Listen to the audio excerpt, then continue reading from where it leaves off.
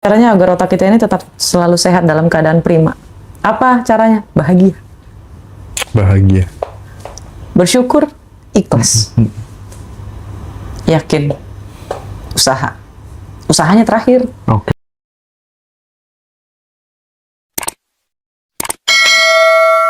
Sampai di sini Kak Roma percaya nggak sama kekuatan telepati gitu? Yes. Jadi kita mempengaruhi orang dari jarak jauh Yes. dan lain sebagainya kayak gitu. Ada nggak pengalaman-pengalaman kayak gitu? Ada mas. Kan mentor saya juga main. Oke. Mentor saya itu mantan debus juga kayaknya. Oh, Bukan mantan. Mentor saya itu melakukan banyak hal mas. mentor apa mantan? Mentor. Mentor ya. Salah ngomong. Gak enak mas. Mentor. Soalnya apa sih namanya? Masih muda mas mentor Oke. saya itu. Cuma emang dia orang hebat. Sama-sama muda kan? Nggak lebih, memang beda berapa gitu. Oke. Masih muda banget. Terus? Beliau ini bilang, sampai di mana tadi? Itu fokus saya tuh. Saya nggak bisa fokus mas. Sampai mantan. Iya, mentor. Jadi mentor saya itu bilang, Roma, coba tebak berapa yang saya pikirkan. Sekian, Pak. Bohong. Kamu udah mikirin sekian kan? Tapi karena kamu ragu, Oh. kok Bapak tahu? Ini namanya permainan telepati yang dipakai sama Deddy Corbuzier. Oh iya. Itu nyata, Roma. Kayak kemarin, ya Mas ya, kan saya habis ulang tahun. Iya. Terus saya berpikir, enak kali ya dapat tas. Gitu. Terus mentor saya ngasih tas. Oh.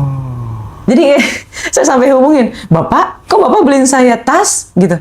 Oh, iya, saya pikir kamu lagi butuh tas. Oh. Belum mati dewa.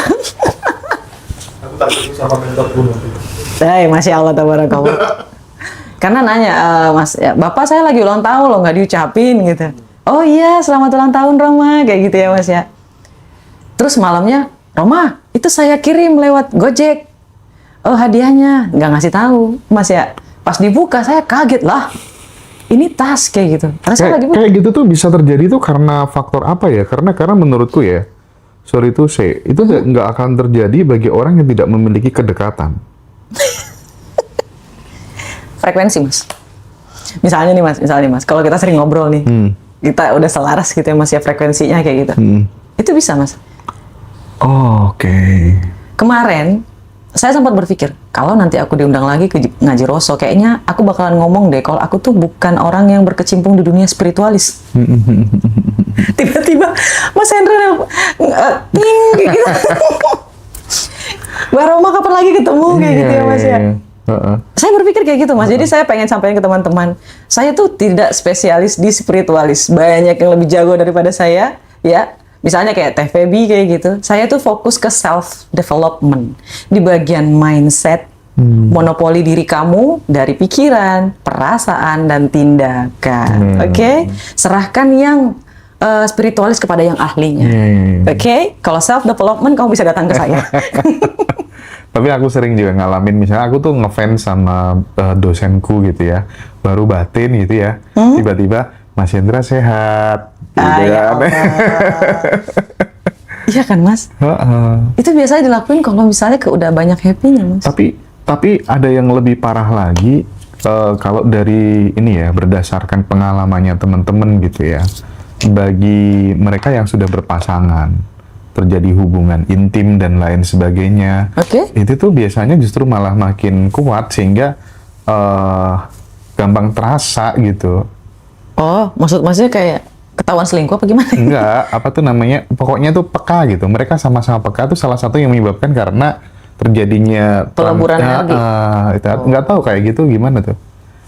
Kan frekuensinya udah sama Mas. Oke. Kalau misal itu terjadi kalau misal gimana ya bilangnya ya? Frekuensi si ceweknya tuh jauh lebih tinggi daripada frekuensi si cowoknya. Dalam artian energinya itu lebih bahagia. Oke. Kan hukum semesta ini bahasanya frekuensi, Mas. Frekuensi ini dihasilkan dari energi. Energi yang kita miliki memiliki frekuensi. Energi ini apa? Itu adalah emosi yang aktif di dalam diri kita. Ucapan, pikiran, perasaan, tindakan. ini memiliki frekuensi yang disampaikan oleh otak.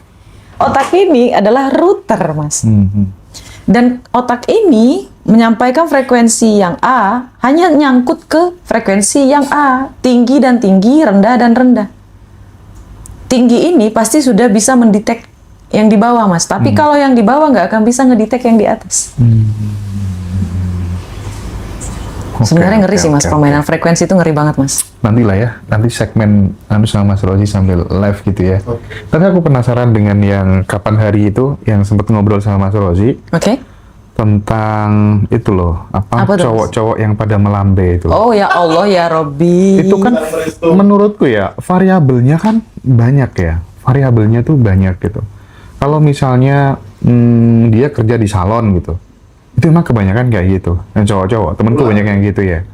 Terus kemudian yang jadi masalah adalah ketika dia dari kecil kurang kasih sayang dari kedua orang tuanya. Sosok figur ayah nggak ada karena kerja jauh atau meninggal. Itu juga banyak kejadian kayak gitu. Tapi aku pengen ini dielaborasi secara lebih komprehensif barangkali, Karoma gitu. Termasuk peran kamera juga kan. Itu sebenarnya gimana sih? Karena kadang gimana ya?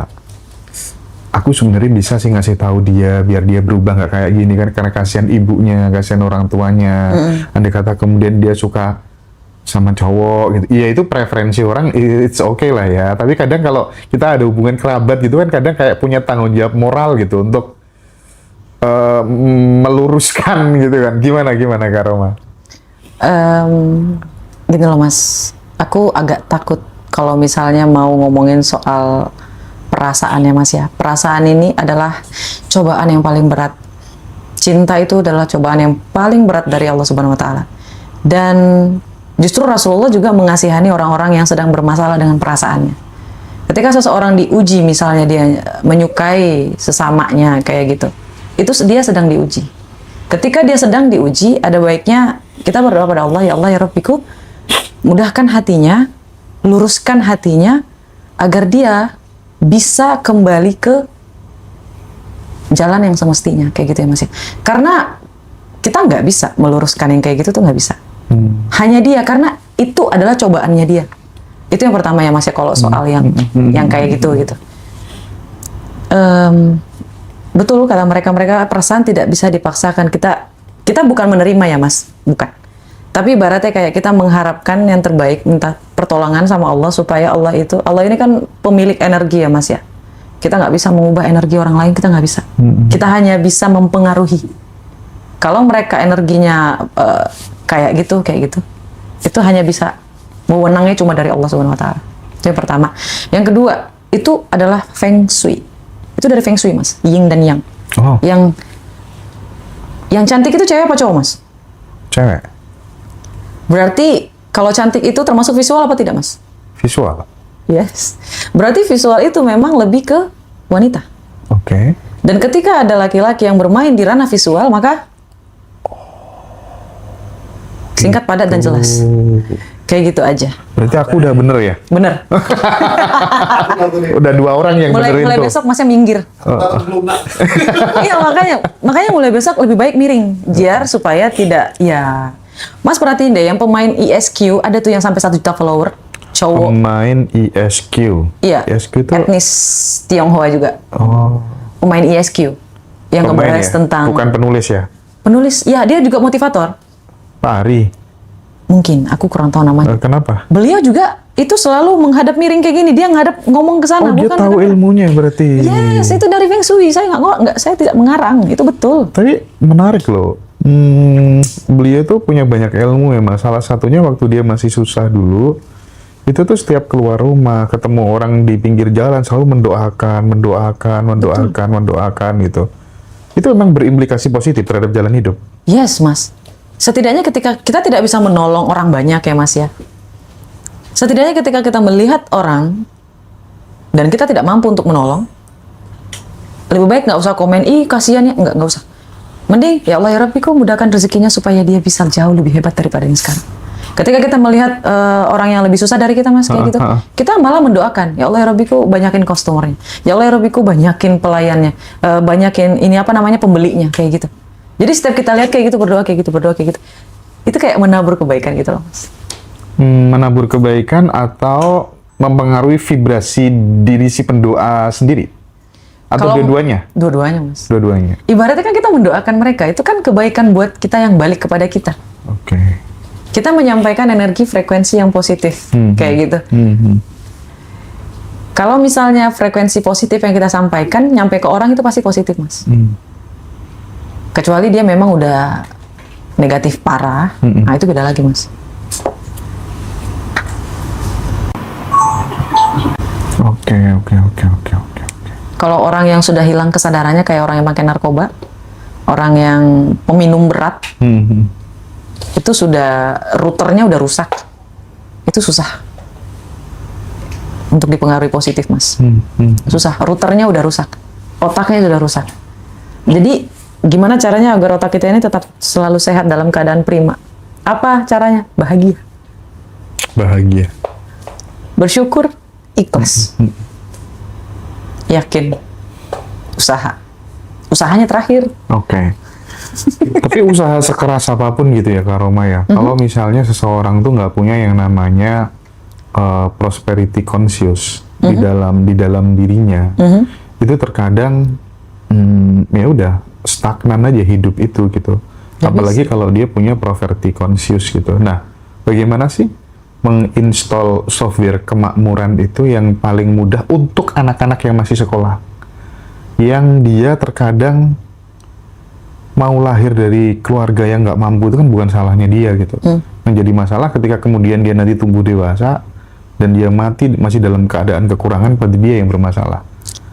Nah, sekarang caranya nginstall software kemakmuran itu mulai dari anak-anak yang masih muda itu harus gimana? Sebenarnya dunia ini nggak jahat ya, Mas ya, cuman jawaban saya mungkin agak sedikit menyakitkan. Kalau seseorang itu tidak punya mimpi, maka dia tidak akan bisa melangkah. Pertama kali adalah mimpi. Dia mau jadi apa? Kalau sedari awal dia tidak memiliki tujuan yang jelas, maka tidak akan ada peluang yang datang. Ketika dia bermimpi, maka dia akan berpikir bagaimana cara ini untuk terwujud. Maka peluang akan datang. Tapi kalau dia menerima fakta bahwa dia miskin, menerima fakta bahwa dia A, B, C, D, E, F, G, terus dia tidak ada tujuan, dia cuma ikhlas, dia cuma bersyukur, tapi dia tidak ada tujuan atau target, maka sudah enough. Dia akan berada di tempat yang sama. Apakah naik karma? Sebagian naik, tapi naiknya nggak signifikan. Jadi pertama untuk teman-teman yang masih SMA, yang masih perkuliahan, setting mau apa? Mau apa? Nih, aku tulis nih, Mas. Nih, banyak tulis kayak gini nih. Iya. Sebenarnya itu kita itu mau jadi siapa? Mau pengen apa? Ya, kita ingin dikenal jadi siapa? Mimpi dulu. Semuanya berawal dari mimpi, Mas. Semuanya berawal dari mimpi. Gak usah lihat realita kamu, mau kamu anak yatim piatu, kayak mau miskin, kayak nggak ada uang, kayak bodo amat. Mimpi aja dulu. Dari mimpi itu, alam bawah sadar kamu akan tersetting keyakinan. Ketika kamu tidur, pikiran akan aktif. Ketika pikiran kamu aktif tentang keyakinan, maka yang datang, yang ditarik oleh pikiran alam bawah sadar kamu ketika kamu tidur adalah yang sesuai dengan apa yang kamu yakini, apa yang kamu pikirkan. Apa sih yang membuat program yang sudah kita masukkan ke kepala gitu, program-program baru yang tidak memberdayakan itu, terus kemudian tidak mempengaruhi diri kita untuk menghasilkan sebuah tindakan yang berbeda? Itu apa yang menyebabkan itu? Tidak yakin, Mas. Berbeda, Mas. Kita kan tadi ngomonginnya yang anak muda ya, Mas. Kalau anak muda, mereka itu yakinnya nomor sekian. Mereka tuh mimpi dulu, diajak untuk mimpi dulu. Diajak mimpi dulu, berusaha dulu. Bangun imajinasi dulu. Yes, bangun dulu pondasinya. Kalau kurang yakin, kejar lagi. Nanti lama-lama keyakinannya akan nambah nih, Mas. Dan mimpi aja dulu, langkahin kakinya aja dulu. Karena terlalu banyak mikir nggak akan kejadian. kalau punya imajinasi yang besar, biasanya kan akan melahirkan tindakan-tindakan yang besar. Ya, Nah, ketika kemudian tidak memiliki yang namanya keberuntungan, seperti yang didapatkan sama Karoma, tidak punya yang namanya hoki, itu kan kadang, ya gimana ya, banyak orang sukses mengatakan, dia berkata jujur, saya bisa sampai di titik ini karena ada sebuah faktor keberuntungan juga, hoki gitu. Hoki itu bisa diciptakan nggak sih? bisa Mas. Caranya? Kan kesempatan. Caranya? Usaha keberuntungan itu adalah usaha bertemu dengan kesempatan. Berarti jangan ngomong hoki dulu sebelum dirimu banyak mencoba dan bekerja keras gitu maksudnya. Jadi gini loh Mas ya, kita out of nowhere mengharapkan sesuatu yang tidak kita usahakan gimana ya? Law of attraction itu terjadi karena keputusan-keputusan kecil yang kita lakukan setiap hari dalam energi yang baik ataupun buruk. Iya, iya, iya. Itulah pentingnya menjaga energi baik, Mas.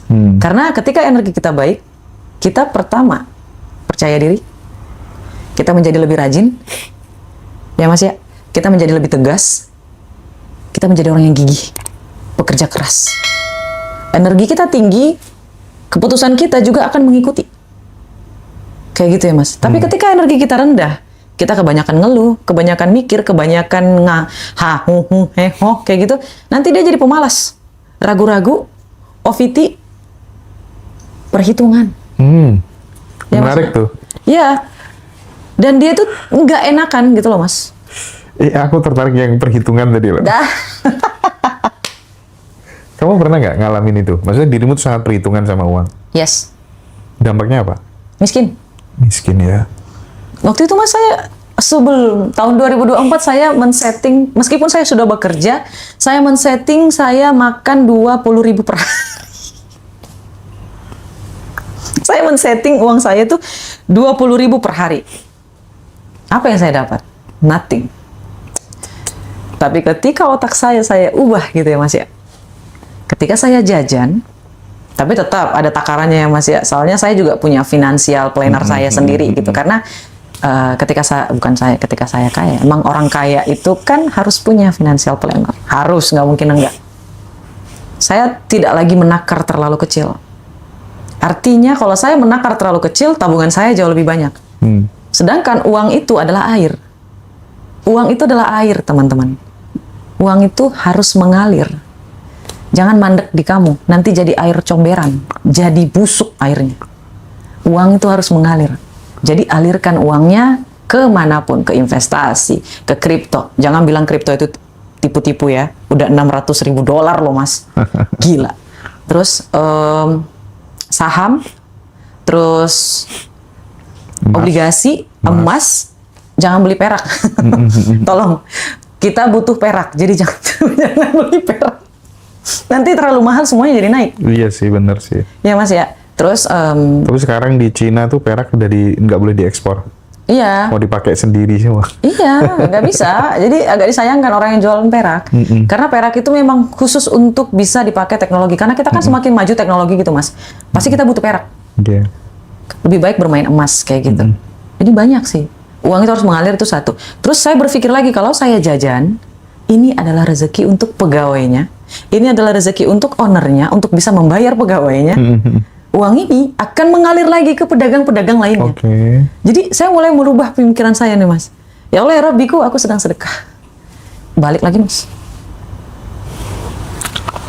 Uangnya datang lagi, nggak tahu dari mana. Tiba-tiba ada orang yang minta ini, tiba-tiba ada orang yang minta kelas, tiba-tiba menawarin seminar, tiba-tiba diundang ke sini, ke sana, ke situ. Jadi saya bingung, oh my God. Nah, sekarang kalau kasusnya kayak gini gimana? Apa tuh? Kan perspektif mainstream nih ya. Kalau uangmu udah banyak, terus kemudian kamu melakukan hal-hal yang dianggap oleh banyak orang sebagai suatu kesalahan. Apa nih? Bentar dulu. Kesalahan ini yang mana nih Mas? Banyak, misalnya kayak minum-minuman keras, terus kemudian suka ke klub malam misalnya ya kan, suka dugem dan lain sebagainya gitu ya. Pasti nggak lama kemudian dirimu akan jatuh. Mainstream. Tapi aku banyak ketemu orang-orang yang justru malah kebalikannya gitu. Mas, ini emang bisa dibicarain tempat umum? Enggak, maksudnya yang bisa kita ambil Mungkin. Ini ada ilmunya, Mas. Iya, makanya itu. Mentor saya juga udah nyampein. Kalau menurutku sih dibuka. Iya. Kalau saya buka nanti, tolong jangan dihujat ya guys, karena ini adalah ilmu. Di Ngaji Roso tuh sumbunya udah nggak sumbu pendek, Kak Roma. Iya, wawasannya harus luas. Iya. Oke. Itulah kenapa ada yang namanya dosa dan pahala. Di dunia ini bekerjanya frekuensi. Oke.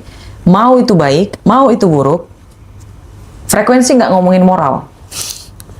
Frekuensi itu hukum semesta itu ngomongin frekuensi bukan moral. Oke? Jadi dihilangkan dulu pikiran kolotnya. Ya, itu kita mulai ya Mas ya, kita Yes. mulai membahas. Oke. Bahkan terakhir Mas ya, ada statement dari buku yang saya baca. Mm-mm. Ada orang, kebanyakan ada masyarakat di West, di Barat, dunia Barat, mereka melepaskan energi negatif itu dengan cara yang minum minuman keras, bermain wanita, seks bebas, ya Mas ya. Ini outputnya bakalan keluar negatifnya. Supaya apa? Mereka bisa kembali positif. Kalau Mas nonton film Wall Street, di situ diajarin untuk melakukan melayani diri sendiri. Silakan kamu baca, silakan kamu nonton, oke? Biar kamu paham maksud saya. Mem-VVIP-kan diri sendiri. Yes, itulah melakukan sesuatu untuk dirinya sendiri agar dia memiliki output negatif. Ini di bagian tindakan negatifnya. Ya, kita pandang secara agama itu pasti negatif, Yes. tapi secara moral itu negatif. Ah, Ya, tapi ini adalah salah satu cara untuk mengeluarkan energi negatif yang kita serap dalam pekerjaan, dalam sosialisasi. Ya Mas ya, banyak orang yang mengeluarkan dengan cara yang seperti ini. iya, iya, iya. Nah, cara menghindarinya itu bagaimana Kak Roma? Itulah kenapa ada yang namanya dosa dan pahala. Kita mikirnya di situ aja. Oh, yang ini nggak boleh, pilihnya yang terbaik gitu loh Mas. Kalau ada orang yang ngelakuin itu terserah dia, itu bukan urusan kita. Iya, iya, iya. Apakah saya setuju? Nggak juga. Apakah saya nggak setuju? Ya nggak juga. Saya berpikirnya gini Mas, dosa tanggung masing-masing. Iya, betul, betul, betul. Banyak Mas. Dan anehnya, orang-orang yang besar kayak gitu lebih nyeleneh lagi Mas. Mohon maaf ya Mas ya. Setelah saya belajar di dunia frekuensi, saya baru paham kenapa ada orang gila yang sampai dia beli satu pulau dan dia memperdagangkan manusia. Dan semua pelanggannya adalah anggota kerajaan, presiden, dan petinggi-petinggi di negara-negara, artis-artis. Mereka melakukan tindakan yang aneh-aneh di pulau itu. Karena tekanan yang mereka alami, mereka memilih jalan yang aneh untuk mengeluarkan semua yang negatif ini ke situ gitu loh Mas. Biar mereka tuh tetap, saking mereka ketagihannya main frekuensi Mas. Makanya saya bilang kemarin di video yang sebelumnya juga, permainan frekuensi ini adalah permainan yang sangat-sangat luar biasa berbahaya.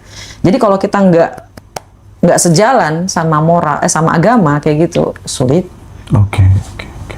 Ketika dia sudah melakukan yang tadi Mas bilang, minum-minum segala macam, itu besok pagi energinya, ting, energinya bersih lagi, jernih lagi, kayak gitu loh Mas.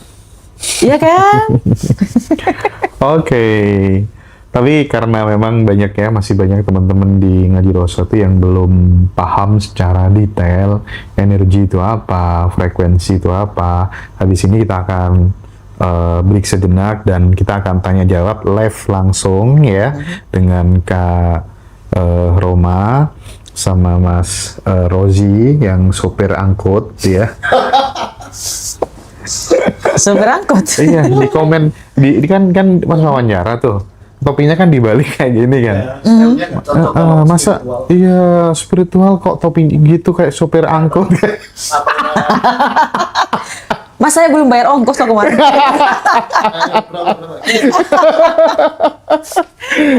Thank you Kak Roma ya. Thank you ya.